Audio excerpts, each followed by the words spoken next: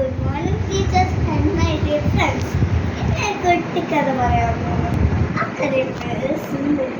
മാന്യത്തിൽ 12 ഗ്രാമത്തിൽ അപ്പൊന്നൊരു കുട്ടി ഉണ്ടായിരുന്നു.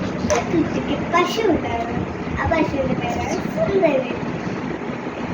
അപ്പോൾ എല്ലാ ദിവസവും സുന്ദരി കുട്ടി പുല്ല് മേയ്ക്കാനായിട്ട് പോകാറുണ്ട്. ഒരു ദിവസം പുല്ല് മേയ്ന്നയിടയിൽ മാൻകുട്ടിയെ കണ്ടു. ഒരെപ്പോഴും കണ്ടുകൊണ്ട് അവർ ചങ്ങാതിമാരെ ഒരു ദിവസം മാൻകുട്ടി ചോദിച്ചു, സുന്ദരി സുന്ദരി, നീ എൻ്റെ കൂടെ കാട്ടിൽ വരുമ്പോൾ അവർ ധാരാളം പഴങ്ങളും പുല്ലുകളും ഉണ്ട്. അങ്ങനെ കുറേ പ്രാവശ്യം വിളിച്ചു. ഒരു ദിവസം കാട്ടിൽ പോയി.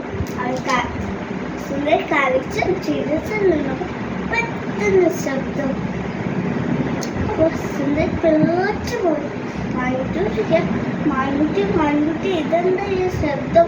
എല്ലാ മൃഗങ്ങളും ഓടുന്നുണ്ടല്ലോ. അപ്പൊ മാൻകുട്ടി ഓടുന്ന ഇടയ്ക്ക്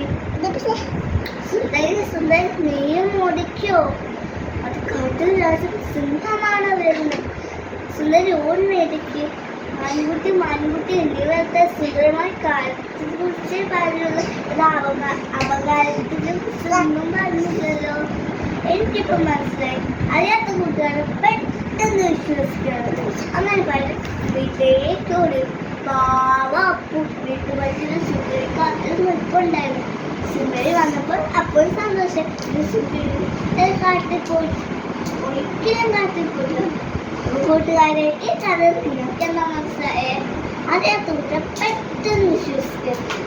Have a nice day.